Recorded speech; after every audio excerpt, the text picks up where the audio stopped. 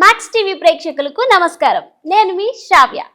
ప్రస్తుతం మనతో పాటు ఉన్నారు కాళీమాత ఉపాసకురాలు డాక్టర్ సింధు మాతాజీ. మరి అమ్మగారితో మాట్లాడి మరికొన్ని విషయాలు తెలుసుకుందాం. నమస్తే అమ్మ. నమస్తే అమ్మ. ఎలా ఉన్నారమ్మా? బాగున్నాను అమ్మ. క్షుద్ర పూజలు చేసేవారు నిజంగానే కాళీమాతకి నరబలి ఇస్తారా? అది నిజంగానేనా? నరబలి కాన్సెప్ట్ అనేది ఒక మనిషిని ఇంకో మనిషి చంపడం అనేది చాలా క్రూరమైనటువంటి చర్య. అది మంచిది కాదు. అమ్మవారికి ఏదైనా చేయాలంటే యజ్ఞం చేసుకోవచ్చు. నరబలులు ఇస్తారా అంటే కొన్ని వందల సంవత్సరాల క్రితం ఉండేవి. ఇవన్నీ ఉండేవి అనడానికి చరిత్రలో ఆధారాలు ఉన్నాయి. ఇప్పుడు కూడా ఎక్కడైనా సీక్రెట్గా జరగచ్చు, మనకు తెలియని విషయం అది. కానీ ఇవ్వడం అనేది చాలా తప్పు. అమ్మవారు నరబలి ఇవ్వు, ఆ బలులు ఇవ్వు, బలులు ఇవ్వని ఎప్పుడు కోరుకోదు. అంటే చాలా వరకు అంటారు కదమ్మా, ఇలా నరబలి ఇవ్వడం వల్ల ఎవరైతే క్షుద్ర పూజలు చేస్తున్నారో వాళ్ళకంటూ ఒక పాజిటివ్ ఎనర్జీ, లైక్ వాళ్ళకంటూ కొన్ని శక్తులు వస్తాయి అంటారు కదమ్మా. ఇప్పుడు మనం ఇంట్లో ఉన్నాం, జాబ్ చేస్తున్నప్పుడు డబ్బు వస్తుంది. పక్కన వాళ్ళు చంపేస్తే కూడా వాళ్ళ ఇంట్లో దోచుకొచ్చేయచ్చు. కానీ కష్టపడి సంపాదించడం బెస్ట్ అంటారా, వేరే వాళ్ళ ఇంట్లో దొంగిలించుకొని రావడం బెస్ట్ అంటారా? కష్టపడి సంపాదించింది. నరబలి కూడా అలాంటిది. ఒకరి ప్రాణం తీయటం, శక్తి పొందడం అనేది చాలా క్షుద్రమైన యాక్టివిటీ. అమ్మ, ఇప్పుడు కొంతమంది దీక్షలు నేర్చుకోవాలనుకుంటారు. అలాంటప్పుడు ఎలాంటి గురువు దగ్గర దీక్ష తీసుకుంటే మంచిది అంటారమ్మా? గురువులు అంటే నిజానికి దీక్ష ఇచ్చే గురువుకు కూడా కొన్ని క్వాలిఫికేషన్స్ ఉండాలి. ఆ గురువులో మంచి తేజస్సు ఉండాలి, అమ్మవారి కళ ఉండాలి. ఇప్పుడు అమ్మవారి ఉపాసకులు అనుకోండి, అమ్మవారి గ్లో, కళ, తేజస్సు అన్నీ ఉంటాయి. వాళ్ళ తత్వం, వాళ్ళ బిహేవియర్, వ్యక్తిత్వం అమ్మవారి తత్వం లాగే ఉంటుంది. ఇంకొకటి, ఉగ్ర ఉపాసనలు చేసే వాళ్ళకందరికీ ఉగ్ర కళలే ఉంటాయి. సాత్విక ఉపాసనలు చేసే వాళ్ళకు కూడా సాత్విక కళ ఉంటుందన్నమాట.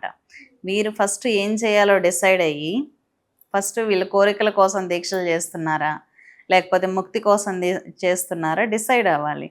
డిసైడ్ అయ్యి ఆ గురువుకి ఎటువంటి వ్యక్తిత్వం ఉంది, తేజస్ ఓజో శక్తులు ఎలా ఉన్నాయి, అతని యొక్క జీవన విధానం ఎలా ఉంది, అతను సురైన గురువా కాదా ఎంక్వైరీ చేసుకొని వెళ్ళి దీక్ష తీసుకోవాలన్నమాట.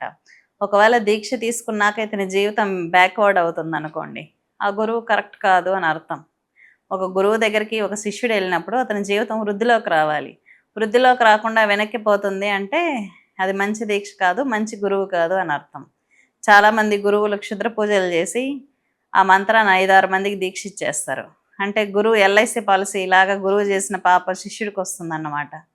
కాబట్టి క్షుద్ర గురువుల దగ్గర ఎప్పుడు దీక్షలు తీసుకోకూడదు. క్షుద్ర విద్యలు చేసేవాళ్ళు, మంచి పూజలు చేసే వాళ్ళ దగ్గరికి వెళ్ళి దీక్ష చేసుకుంటే గురువు చేసిన పుణ్యంలో శిష్యుడికి కూడా షేర్ వస్తుంది. ఇంకా గురువే క్షుద్రం చేసేవాడైతే గురువు చేసిన పాపాలన్నీ వీళ్ళు అనుభవించాల్సిందే. కరెక్ట్గా చూసి చెక్ చేసుకొని వెళ్ళి దీక్ష తీసుకోవాలి. అమ్మ, ఈ జనరేషన్లో ప్రతి ఒక్క అమ్మాయి గుడికి వెళ్ళినప్పుడు జుట్టు విరబోసుకొని వెళ్తుంది. అలా వెళ్ళడం వల్ల లేని దోషాలు ఏమైనా ఉన్నా సరే తెచ్చుకుంటాము అని అంటారు. అది ఎంతవరకు నిజమంటారమ్మా? జుట్టు విరబోసుకోవడం ఏంటంటే మనకు ఎలక్ట్రోమాగ్నెటిక్ ఫీల్డ్ ఎక్కువ ఉంటుంది, అట్రాక్షన్. జుట్టు విరబోసుకున్నప్పుడు అట్రాక్ట్ చేస్తుంది నెగిటివ్ ఫోర్స్ని ఎక్కువ. అందులో ఇంతకుముందు కాలంలో చిన్న ఇంట్లో ఆడవాళ్ళే ప్రసాదాలు అది ప్రిపేర్ చేసేవాళ్ళు కాబట్టి మన జుట్టు ప్రసాదాల్లో పూజల్లో పడితే మంచిది కాదని జుట్టు ముడివేసుకోమనేవాళ్ళు. ఇంకొకటి, ఉగ్రశక్తిని ఎక్కువగా అట్రాక్ట్ చేసుకోగలదు లూస్ హెయిర్, కాబట్టి ముడేసుకోమంటారు. దాంట్లో కొన్ని సైంటిఫిక్గా మనం హెల్తీగా ఉండడానికి చెప్పారు, కొన్ని ఎనర్జీ పరంగా కూడా చెప్పారు. మ్యాక్సిమం జుట్టు ముడివేసుకుంటే మంచిది. జుట్టు లూజ్ చేసుకోవడం వల్ల ప్రేతాత్మలు చాలా ఈజీగా ఆవహిస్తాయి. అది నెగిటివ్ ఫోర్స్కి అట్రాక్షన్ ఎక్కువ ఉంటుంది. చాలా బాగా చెప్పారమ్మా, ధన్యవాదాలు.